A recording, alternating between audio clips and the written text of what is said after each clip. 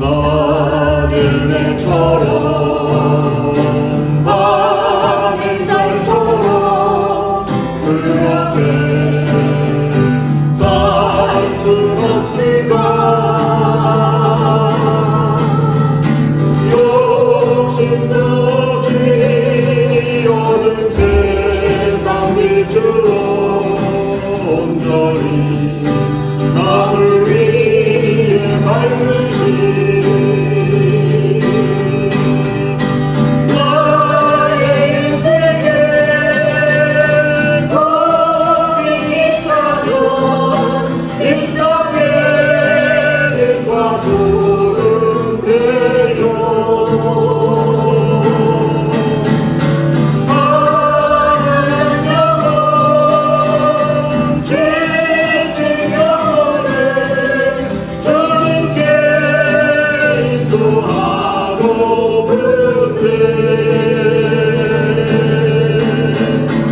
나의 욕심이 나의 못난 사랑 언제나 커다란 징계요.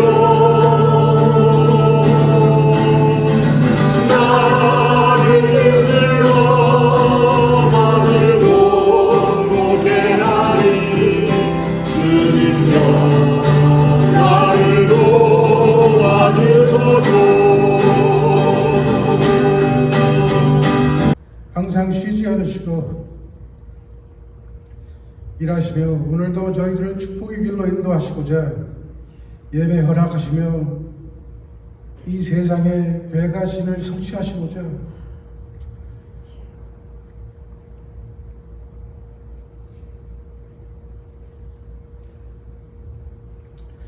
저희들을 선택하시고 아버지의 일꾼들로 세우시며 같이 동행하시길 바라시는 아버지께 감사드립니다. 아버지, 선택하신 좋은 교회 일꾼들로서 교회 일을 할 때 주장하는 자세보다는 언제나 다른 의견에 긍정적인 자세로서 수용할 수 있으며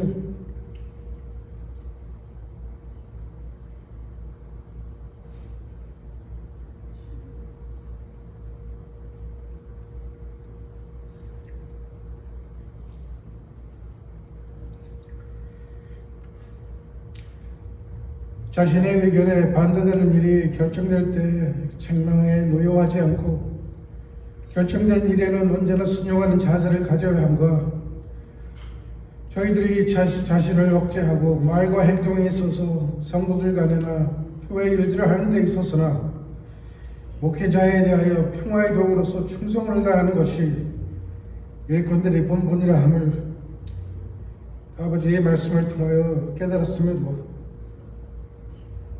이 세상에서 필요함과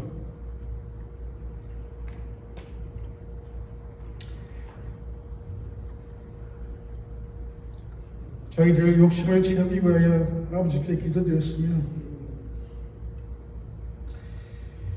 모든 것이 불확실하고 불안하기만 한 이 세상에서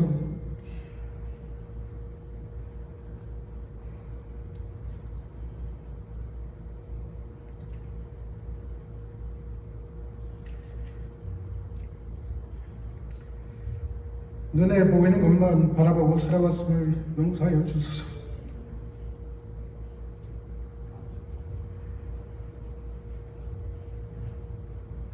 아버지, 저희들이 보아도 보지 못하고 들어도 듣지 못하며 알아도 알지 못하는 성경이 되지 않게 해주시며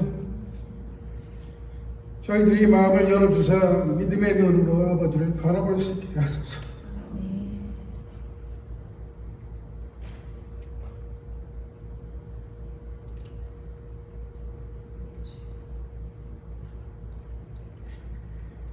허락하신 이 좋은 교회에 진행되는 모든 일을 하나하나를 주관하여 주시며 앞날 어느 처지에 있던 모든 일들이 아버지께서 하시고자 또 원하시는 대로 이루어지길 바라며 어떠한 고난이 들어닥쳐도 저희들 서로 간에 반목하고 상반되는 입장들이 십자가 아래에서 모두 하나 되게 하소서. 살아계시는 우리 주 예수 그리스도의 이름으로 기도드렸습니다. 네, 몇 가지 교회 소식 알려드리겠습니다. 오늘 예배 마친 이후에 본당에서 여선교회 원례가 있겠습니다. 모두 예배 마친 다음에 자리에 남아주시면 감사하겠습니다. 9월 15일 세 번째 주일 예배 끝나고 친겨 마친 이후에 임시 임원회가 있겠습니다. 임시 임원회 의제는 한 가지인데요. 우리 교회 부설 상담 센터를 허용하는 문제를 논의하겠습니다. 9월 15일 임시임원회에 모두 참여해 주시면 감사하겠습니다. 9월 14일 날 토요일 날 아침 9시에 하이킹을 갈 예정입니다. 장소는 정해지지 않았지만 함께 아침 9시에 모여서 출발할 수 있도록 함께 하실 분들은 교회로 오시면 감사하겠습니다. 북가주 한인 코커스 연합행사 중에서 9월 달에 있는 선교 디너가 있습니다. 매년 우리 좋은교회에서도 참여를 했었고, 작년에는 샘나먼밸리 한인연합감리교회에서 있었는데, 올해도 같은 지역 한인연합감리교회에서 선교 디너가 6시에 있습니다. 6시부터 7시까지 식사, 7시부터 예배 마치고 다시 돌아오면 여기서 1시간 반 내지 2시간 정도 예상하면 될 듯 합니다. 선교 디너는 티켓을 늘 구입해서 함께 가는데요. 다음 주에 티켓을 분배하도록 하겠습니다. 많이 협조해 주시면 감사하겠습니다. 이상으로 교회 소식 마치겠습니다. At Caesarea there was a man named Cornelius, a centurion in what was known as an Italian regiment. He and all his family were devout and God-fearing. He gave generously to those in need and prayed to God regularly. One day at about 3 in the afternoon he had a vision. He distinctly saw an angel of God who came to him and said, "Cornelius." Cornelius stared at him in fear. "What is it, Lord?" he asked. The angel answered, "Your prayers and gifts to the poor have come up as a memorial offering before God. Now send men to Joppa to bring back a man named Simon, who is called Peter.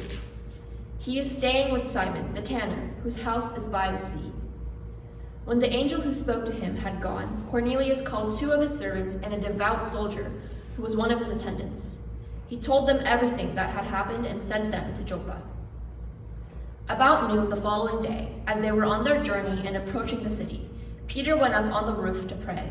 He became hungry and wanted something to eat, and while the meal was being prepared, he fell into a trance. He saw heaven opened and something like a large sheet being let down to earth by its 4 corners.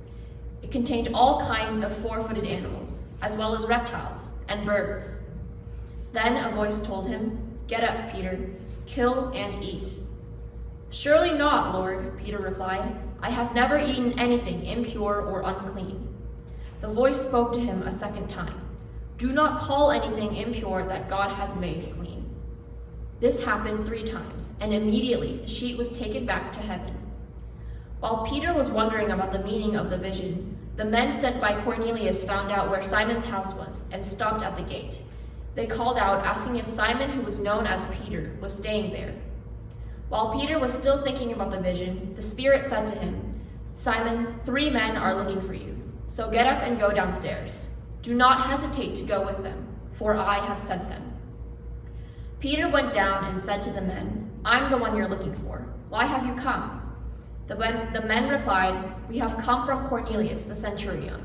He is a righteous and God-fearing man who is respected by all the Jewish people.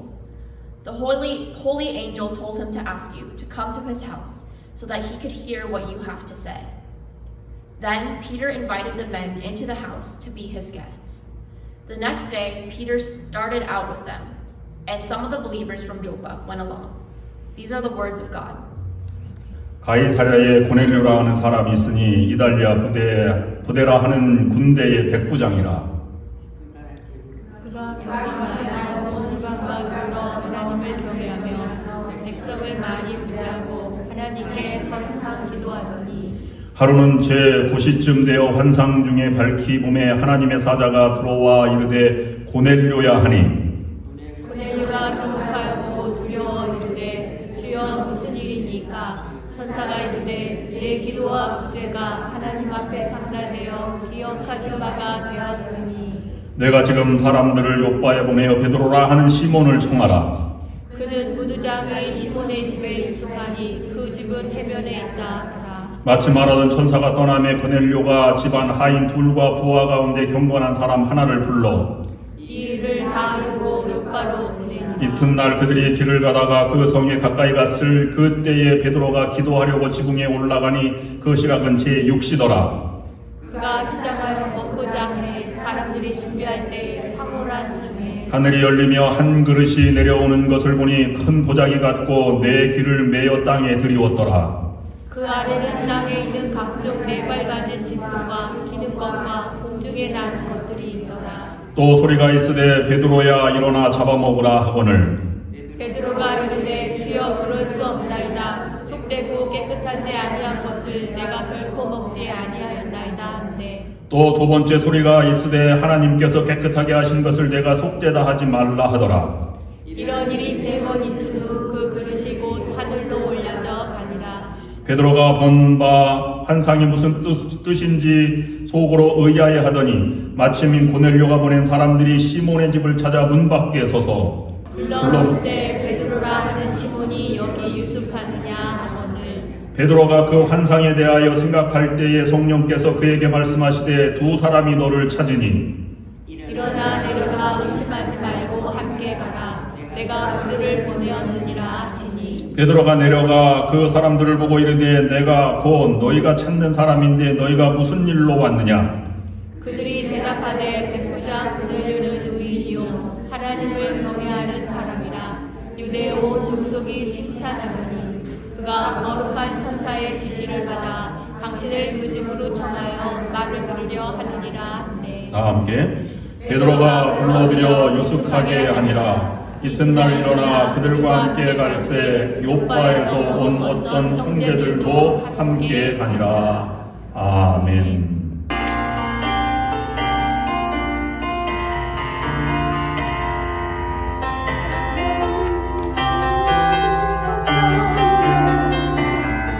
그 놀라운 평화를 누리며 예수님과 함께 걸어가리. 나 성령님과 이리를 가네. 지나간 허물 어둠의 날들이 무겁게 내 영혼 짓눌러도 오주여 우릴 외면치 마시고 약속의 구원을 이루소서. 주 사랑은 역으로 이루소리 주만을 지으리 믿음으로 주 언제나 우리와 함께 계셔 하루하루가 늘 새로워.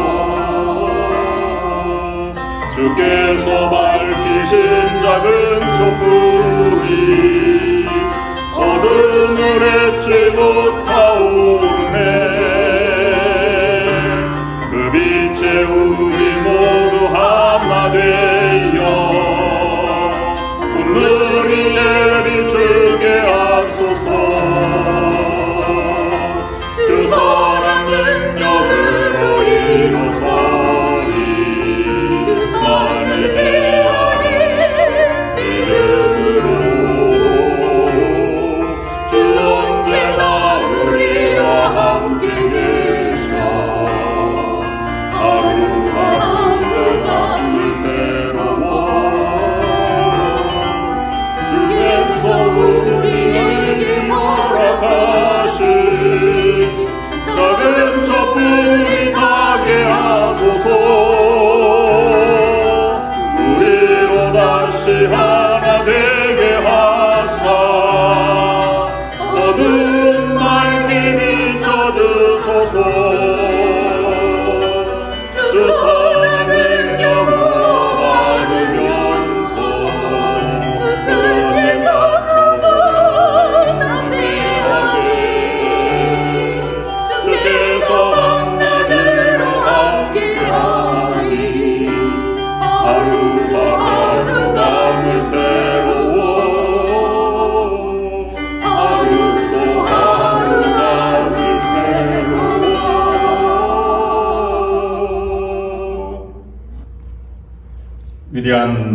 영혼의 지도자 마하트마 간디가 어느 날 기차를 타고 이동하는 중에 기차를 올라가다가 신발 하나를 떨어뜨렸습니다. 그런데 기차가 출발하고 있기 때문에 다시 주우러 갈 시간이 없었습니다. 근데 간디가 다른 한쪽 신발을 밖으로 던졌습니다.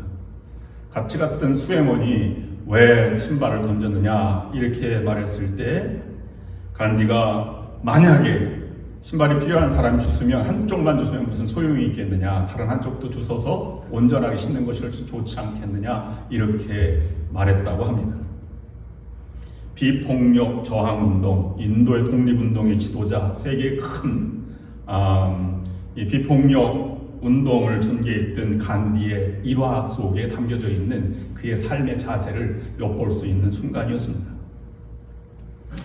그것은 열린 마음을 가지고 살아가는 존재이며 한순간에 몰입되는 것이 아니라 인생 전체, 삶의 전체, 그 다음에 전체 시각으로 바라보려고 노력하는 자세를 엿볼 수 있는 것입니다.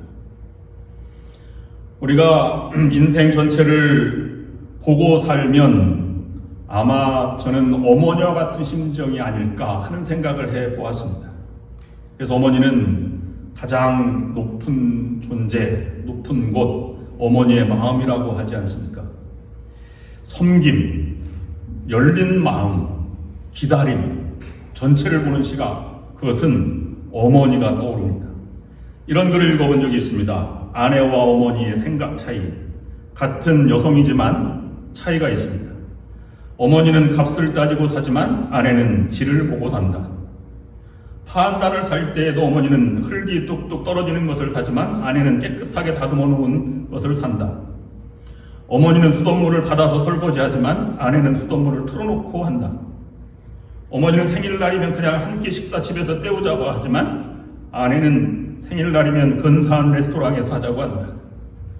어머니는 마당에 상추를 심으며 사시기를 원하지만 아내는 아파트에서 분재를 키우며 살기를 원한다.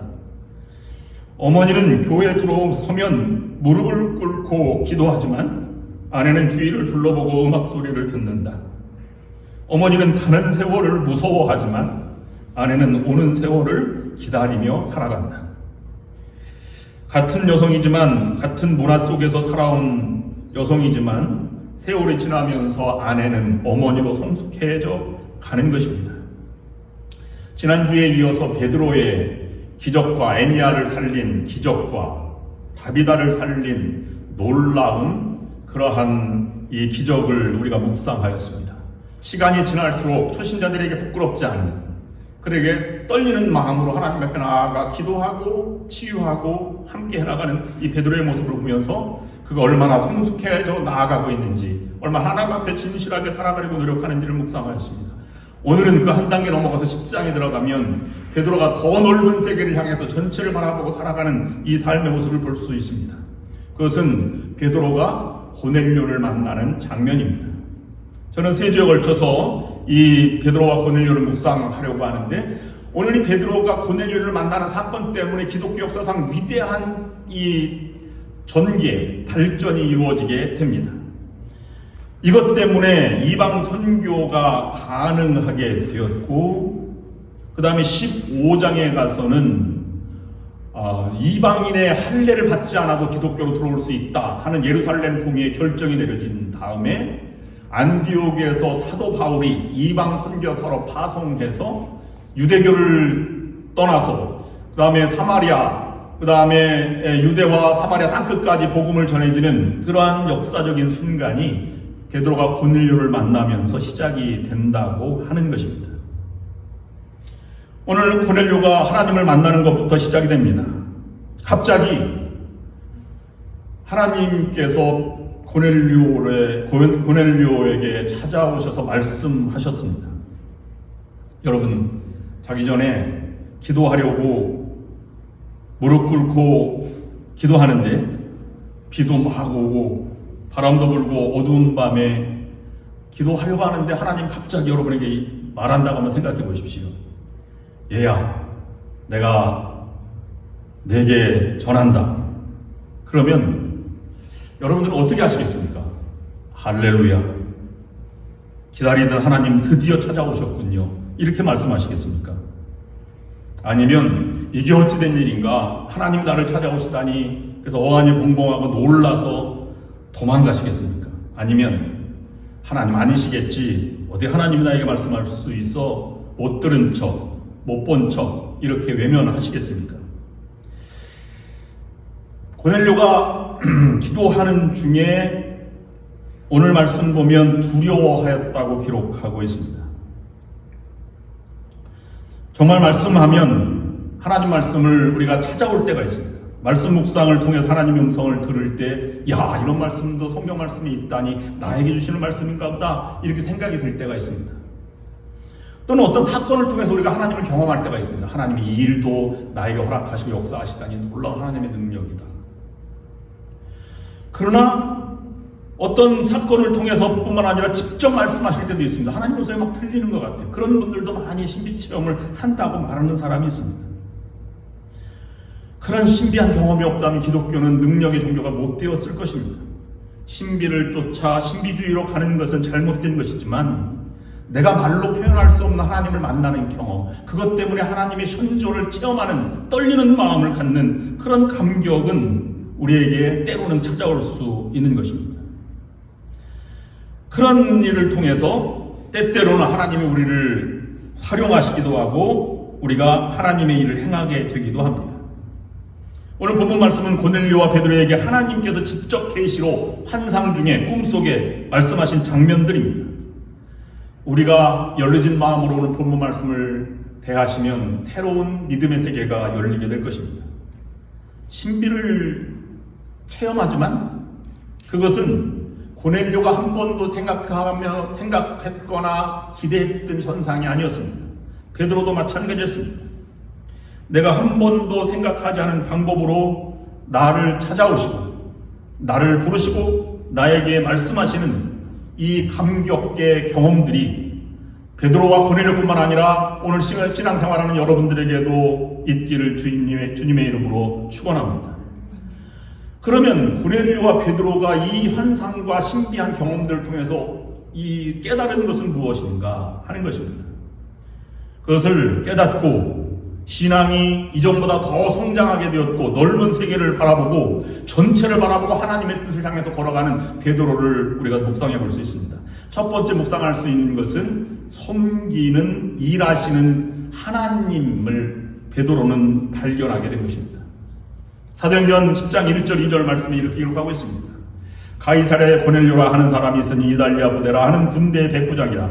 그가 경건하여 온 집안과 더불어 하나님을 경외하며 백성을 많이 구제하고 하나님께 항상 기도하더니. 고넬료에 대한 설명이지 고넬료가 어떻게 했다는 사건을 얘기하는 것은 아닙니다.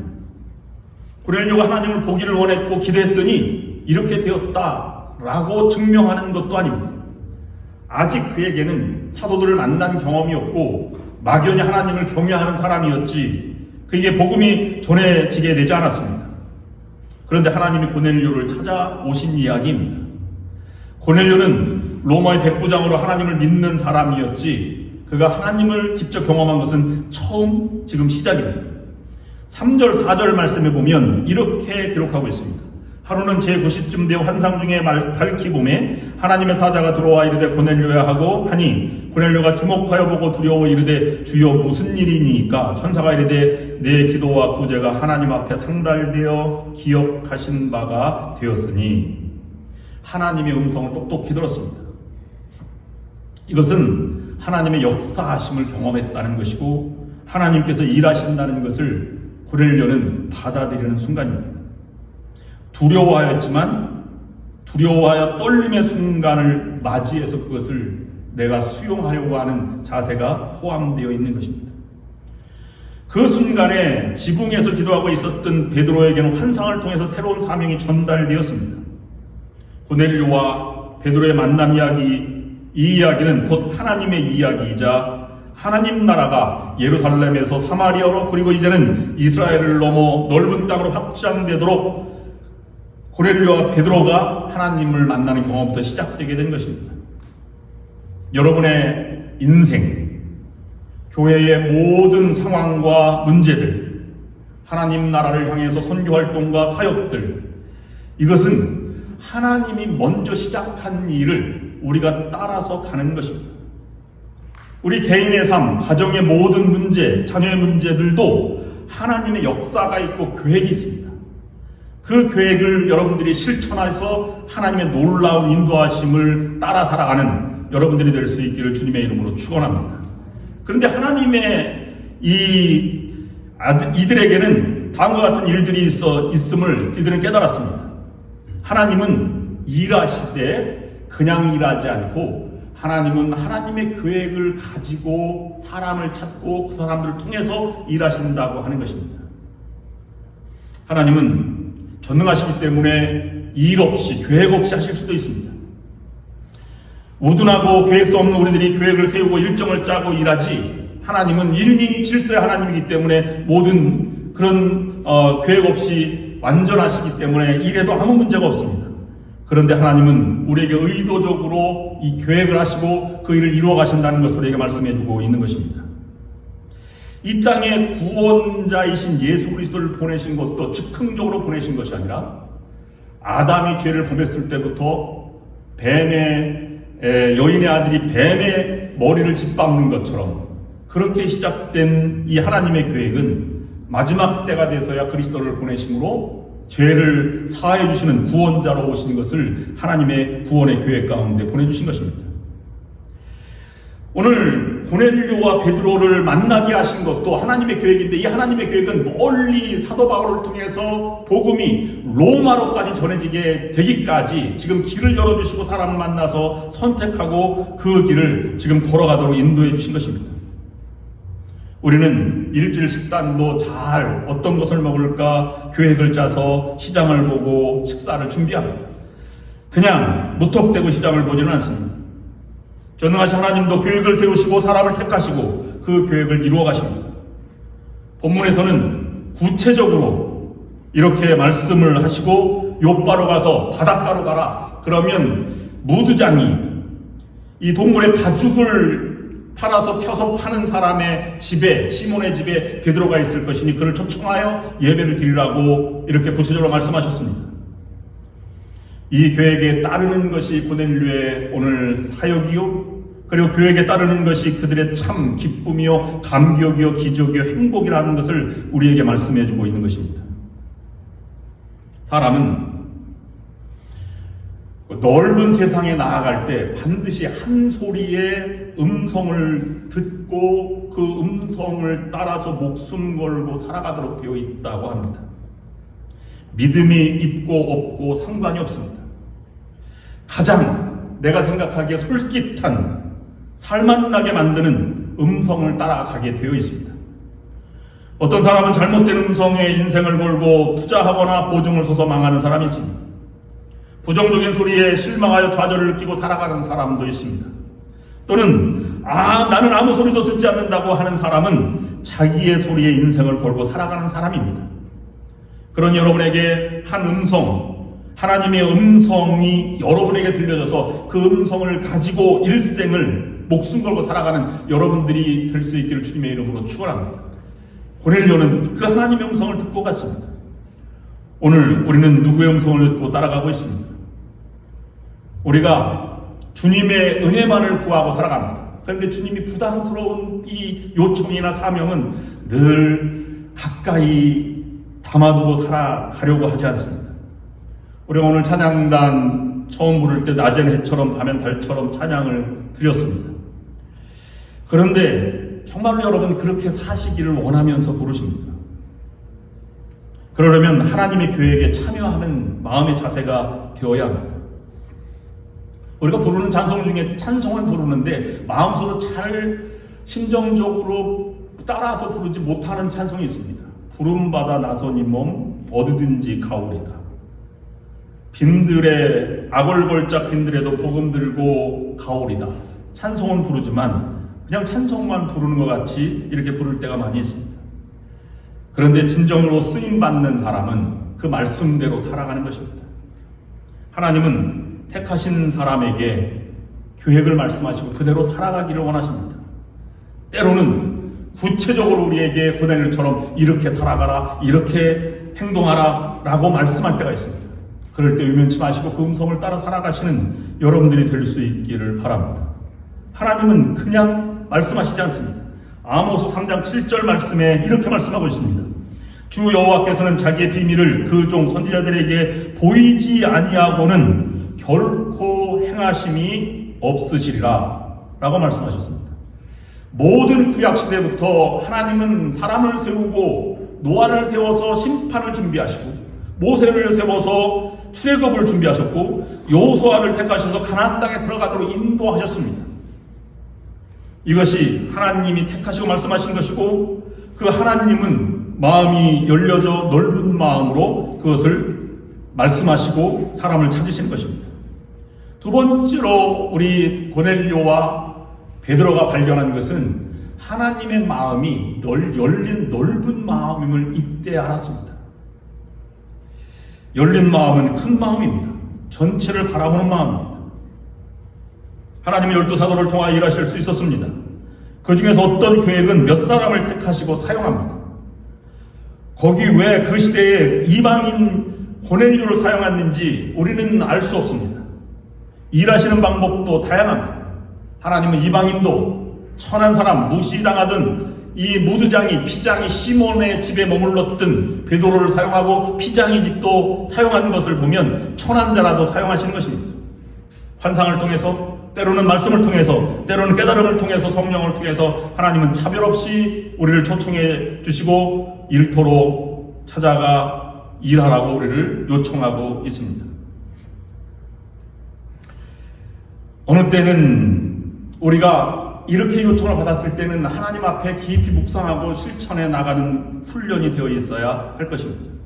제가 만나는 사람마다 가슴 떨리는 순간을 만날 때가 많이 있습니다. 야, 저분은 저렇게 어려운 순간에도 하나님을 향해서 최선을 살아가는 아름다운 모습이구나 감동받을 때가 있습니다.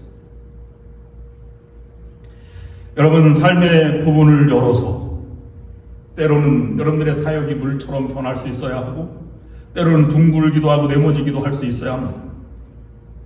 물이 돌이 되거나 본질이 변하는 것은 아닙니다.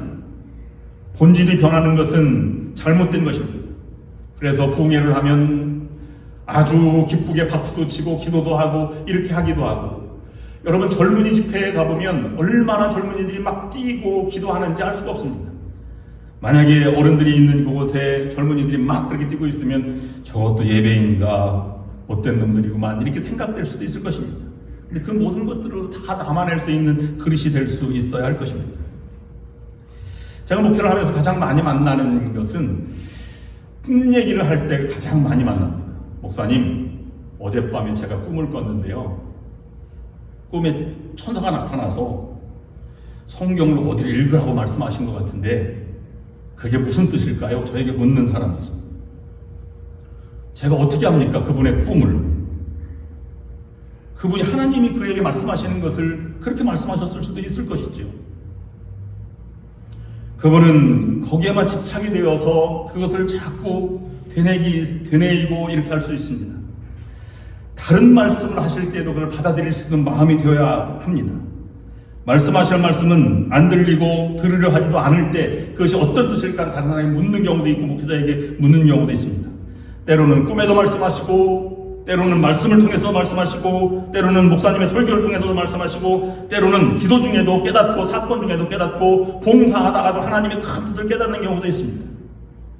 그래서 이것은 하나님의 은혜이고 저것은 아니다, 이것은 옳고 이것은 아니다, 저것은 성령의 역사이고 저것은 성령의 역사가 아니다, 이렇게 우리가 판단하면 안 된다는 것입니다. 그건 틀렸다 맞았다 말하는 것이 아닙니다. 다양하게 나타나는 마음을 다양하게 섬길 수 있어야 하는 것입니다. 그렇게 된다면 오늘 베드로처럼 고넬료처럼 이렇게 변할 수 있습니다. 아주 힘들고 어려운 것도 받아들이고 불쌍한 사람도 도와주고 싶고 실족시킨 사람에게도 손가락질하는 사람을 위해서도 기도하는 마음이 생기게 만든다는 것입니다. 베드로와 고넬료는 합칠 수 없는 관계입니다. 베드로는 유대인들 중에서 선택된 제자였습니다. 유대인들은 일반적으로 이방인에 대한 편견을 가지고 있었습니다. 그래서 이방인에 대한 편견은 평생 동안 이방인들을 불경건하게 생각하였고 짐승처럼 생각하기도 하였습니다. 이방인들과 이방인의 뜰 같은 성전에서 그들을 바라보고 이야기는 할 수 있어도 그 초청에서 함께 식사를 한다는 것은 아주 치욕스러운 것이고 있을 수 없는 일입니다. 베드로는 이 고넬료가 하나님을 만난 것과 베드로가 환상을 보고 이방인의 사역을 시작하는 것을 오늘 본문이 전해주고 있는 것입니다. 이것은 베드로가 그의 생각을 넘어서고 그의 경험을 넘어선 것을 말하면서 더 나아가서는 그가 장벽도 뛰어넘어가고 있는 것을 볼 수 있습니다. 베드로의 환상은 경건한 고넬료의 기도의 응답이라고 볼 수도 있지만 베드로를 포함한 유대인들의 높은 장벽을 뛰어넘는 순간이었습니다. 유대인들은 이방인들을 범접할 수 없는 사람이라고 보았지만 더 세속적으로 말하면 지옥의 땔감 정도라고 유대인들은 생각을 하였습니다. 그래서 이방 여인이 해산할 때 그 여자에게 아무런 도움을 줘서는 안 된다고까지 가르치기도 하였습니다. 왜냐하면 그 해산으로 또 한 사람의 이방인이 이 세상에 태어나는 것은 잘못되었다고 생각했기 때문이라고 합니다. 그러나 하나님의 열린 마음을 알았던 고넬료와 베드로는 자신의 생각과 장벽을 넘어버려서 그것을 로마로까지 가는 길을 열게 되었다는 것입니다. 이 준비 작업 없이는 예루살렘 회의도 이방인의 할례 문제도 이 사도 바울의 전도도 이루어지지 않았을 것입니다. 먼저 마음을 열었던 하나님의 넓은 마음을 알았던 베드로와 고넬료가 자신의 마음도 열었던 것입니다. 그래서 두 번째로는 쓰임받은 고넬료와 베드로를 오늘 본문에서는 만날 수 있는 것입니다. 그러면 어떤 사람을 하나님께서 썼는지, 쓰임받은 고넬료와 베드로는 어떤 특징이 있는지를 본문에서 분명하게 전해주고 있습니다. 첫 번째로는 하나님은 하나님을 경외하는 경건한 사람을 선택하시고 사용하신다는 것입니다. 10장 2절 말씀은 이렇게 기록하고 있습니다.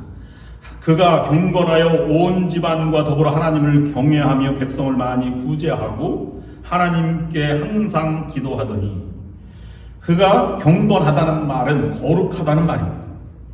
여러분, 무엇을 거룩하다고 말합니까? 세 가지로 오늘 본문에서 말하고 있습니다. 하나님을 경외하고 예배드리고 백성을 많이 구제하고 섬기고 봉사하며 항상 기도한다. 간구하는 삶의 자세를 가지고 떨리는 마음을 하나님 앞에 살아가는 사람을 경건하다고 말하는 것입니다. 하나님께 예배를 드리고 하나님 앞에 섬기고 하나님처럼 봉사하고 늘 간구하는 사람은 어떤 사람입니까? 하나님의 마음을 닮으려고 노력하고 늘 조심하며 하나님의 뜻을 구하며 살아가는 사람입니다. 요한복음 15장 14절부터 15절 말씀 이렇게 말씀하고 있습니다. 너희는 내가 명하는 대로 행하면 곧 나의 친구라. 이제부터는 너희를 종이라 하지 아니하리니 종은 주인이 하는 것을 알지 못함이라. 너희를 친구라 하였느니 내가 내 아버지께 들은 것을 다 너희에게 알게 하였음이라. 여러분, 친구 앞에 조심합니까? 가까이 지내는 사람일수록 더 조심해야만 합니다. 친구 앞에 막 무시하고 자존심을 건드리니까 나중에 가까웠던 친구가 원수로 되는 것입니다. 가까이 있는 사람처럼 사람 앞에 더 예의를 지키고 조심하는 것이 삶의 지혜입니다. 부부가 더 조심해야 하고 성도로서는 더 조심해 나가는 것입니다. 경외라고 하는 것은 하나님 앞에 늘 조심하며 살아가면서 내가 예배드리는 순간처럼 세상을 살아가겠다. 봉사도 그렇게 하고 기도도 그렇게 하겠다. 그래서 늘 하나님 앞에 내가 서 있다고 하면서 인식하면서 살아가는 것을 우리는 거룩한 사람, 경외하는 사람이라고 말할 수 있는 것입니다. 여러분, 하나님 앞에 있다고 생각하면 우리가 어떻게 허튼 말을 할 수 있겠습니까? 심지어는 목사님이 신방을 갈 때 신방 날짜만 정해도 그날부터 온 집안은 비상이 걸립니다. 청소부터 하고요, 거실 치우고 낯선 것 다 집어넣고 예배를 드리고 그렇게 와서 청결한 마음으로 예배를 드리고 목사님과 경건한 시간을 갖습니다.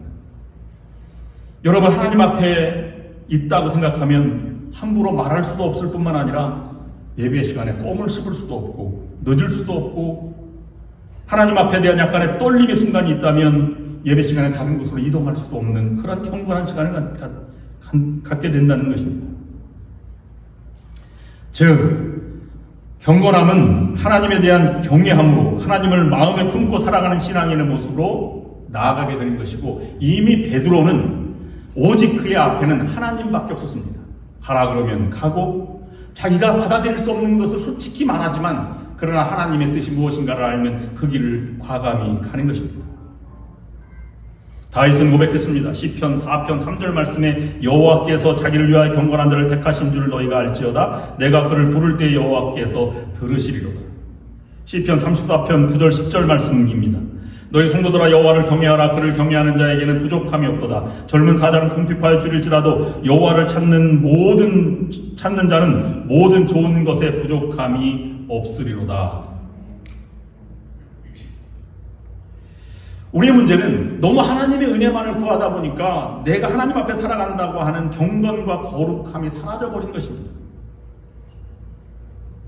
그래서 아무리 화가 나도 아내는 아내요, 성도는 성도요, 남편은 남편입니다. 그 경외와 경건이 무너지면 우리의 인간관계도 하나님과의 관계도 교우 관계도 다 무너지게 되어 있는 것입니다. 이것이 회복되어야 진정한 회복입니다. 두 번째로 오늘 고넬료와 베드로가 선택된 그 순간은 기도하는 순간이었습니다. 하나님은 기도하는 사람을 찾아 사용하신다는 것입니다. 사도행전 10장 2, 3절 말씀, 그가 경건하여 온 집안과 더불어 하나님을 경외하며 백성을 많이 구제하고 하나님께 항상 기도하더니 하루는 제90쯤 되어 환상 중에 밝히 보매 하나님의 사자가 들어와 이르되 고넬료야 하니, 항상 기도했다는 것은 끊이지 않고 끊임없이 기도했다는 것이 아니라 시간을 정해놓고 정한 시간에 일정하게 규칙적으로 기도를 드렸다는 말입니다. 10장 9절 말씀에도 이튿날 그들이 길을 가다가 그 성에 가까이 갔을 그때에 베드로가 기도하려고 지붕에 올라가니 그 시각은 제6시더라. 고넬료는 9시에 베드로는 6시에 기도했다고 정확한 시간을 기록하고 있습니다. 하나님은 능력의 사람보다 정확하게 진실하게 떨림으로 기도하는 사람을 찾으시고 택하셔서 하나님의 교회 가운데 참여하도록 부르신다는 것입니다. 여러분, 우리가 세상 사람들도 만나면 말이 통하는 사람과 사귄다 이런 표현이 있습니다. 기도는 대화라고 말하는데 하나님과도 대화가 되는 사람을 하나님께 선택하신다는 것입니다. 기도하며 살아가는 사람과 대화하듯이 하나님께 대화하는 사람을 하나님 선택하시고 그에게 나타나셔서 모세처럼 들어 써주시기도 하고 여호수아처럼 40년 후에 가나안 땅으로 인도하기까지 지도자로 삼으시기도 한다는 것입니다. 이것은 예수 그리스도도 예외가 아닙니다. 하나님 앞에 그는 신실하게 나아가기 위해서 구속의 사역을 담당하기 위해서 시간 날 때마다 새벽마다 미명에 일어나 기도를 하셨고 제자들에게도 스스로 기도를 가르쳐 주셨습니다. 하나님은 능력의 사람을 부르시기보다 기도하는 사람을 찾으십니다. 여러분, 기도하는 사람이 되게 해달라고 기도하며 살아갈 수 있기를 바랍니다. 세 번째는 어떤 사람을 하나님이 선택하시냐 하면 섬기는 지도자를 통하여 은혜와 감동을 전하십니다. 베드로가 고넬료 집에 들어갔을 때, 그가 식사를 했을 때, 예배를 드릴 때 그 감동은 얼마나 컸을까를 생각해 보았습니다. 불편한 자리가 감동의 자리로 바뀌었습니다. 기쁨이 충만하였고 감격이 하나님의 뜻을 따라 말씀이 깊이 있게 다가왔고 사랑하는 형제처럼 그렇게 서로 얼싸안고 아마 살았을 것입니다. 오셨으니 잘하였나이다 이렇게 인사할 정도로 고넬료가 베드로를 영접하는 그런 마음이었습니다. 하나님은 섬길 줄 아는 사람을 찾으십니다. 섬길 줄 안다는 말은 그를 인정해주고 그에게 함께하며 열린 마음으로 그를 도와준다는 의미입니다. 여러분, 어린아이는 절대로 엄마를 섬길 수 없습니다. 왜냐하면 엄마의 마음을 알지 못하기 때문입니다. 성숙한 엄마가 하나님이 주신 선물 아이를 섬기는 것입니다. 세상 문화는 다스림으로 세워가지만 하나님 나라는 성숙한 섬김으로 시작되어 나가고 섬김으로 확장해 나가고 섬김으로 열매를 맺게 됩니다.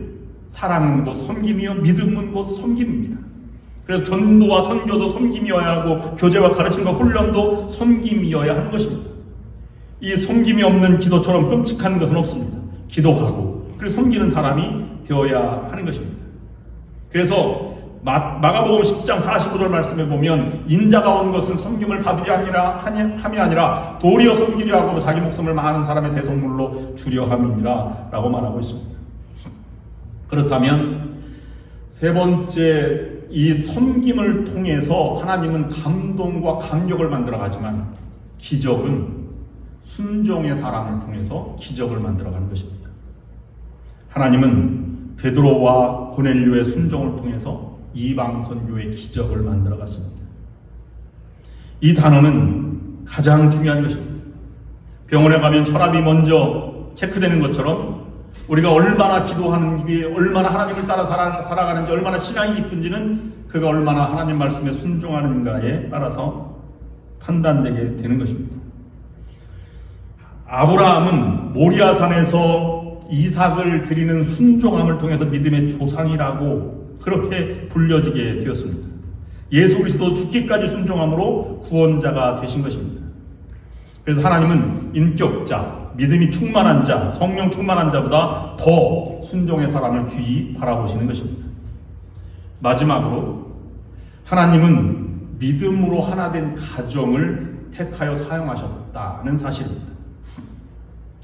사도행전 오늘 10장 2절 말씀을 보면 그가 경건하여 온 집으로 더불어 하나님을 경외하며 백성을 많이 구제하고 하나님께 항상 기도하더니 라고 기록하고 있는데, 온 집으로 라고 하는 말의 성서학자들은 온 집은 아내와 자녀들 뿐만 아니라 거기에 하인들과 종들까지도 하나님을 경외했다 이렇게 해석을 합니다.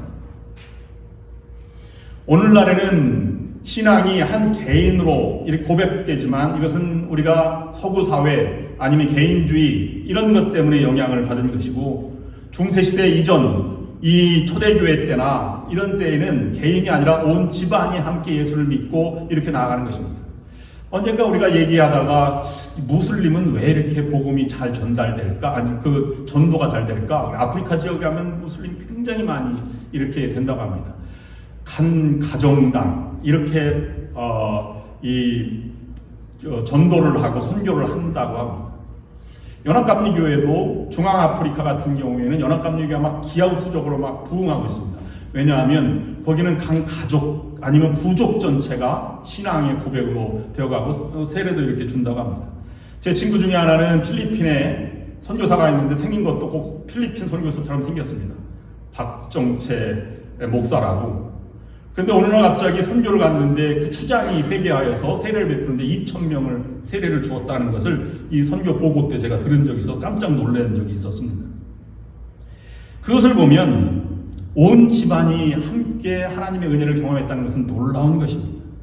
그런 하나님의 과정을 통해서 하나님의 일꾼을 세워주시고 그러하여금 하나님 나라 확장해 나가게 된다는 것입니다. 그러기 위해서는 하나가 되는 과정이 필요합니다. 가정도 믿음으로, 그리고 교회도 모든 것이 성령의 능력으로 하나가 되어서 내 장벽과 시선을 넘어서 경험을 넘어서 하나님의 넓은 마음으로 살아갈 때 우리는 새로운 세계를 맞이할 수 있게 되는 것입니다. 여러분들도 고넬료와 베드로처럼 열린 마음으로 하나님을 섬기심으로 여러분 가운데 큰 그러한 기적과 능력을 행하시는 하나님 나라의 사역을 감당하시는 여러분들이 될 수 있기를 주님의 이름으로 축원합니다. 기도하겠습니다. 이제는 우리의 목자 되시며 우리를 의의 길로 인도하시기 위하여 대속의 피를 흘리신 예수 그리스도의 구원의 은혜와 하나뿐인 독생자를 우리를 위해 아낌없이 보내주신 전능하신 하나님 아버지의 그 크신 사랑하심과 우리 언제나 동행하셔서 힘과 용기를 주시는 성령의 역사, 인도, 교통하심이 오늘 말씀을 따라 담대하게 하나님의 자녀로 살아가기를 결단하며 세상으로 나가는 모든 성도 위에와 저들의 가정과 하는 모든 일 위에 지금부터 영원토록 함께하옵시기를 간절히 축원하옵나이다. 아멘. 그 선한 힘에 고요히 감사하여 그 놀라운 평화를 누리며 나 그대들과 함께 걸어가네. 나 그대들과 하늘을 여네. 지나가 넘을 어둠의 날들이 무겁게 내 영혼 짓눌러도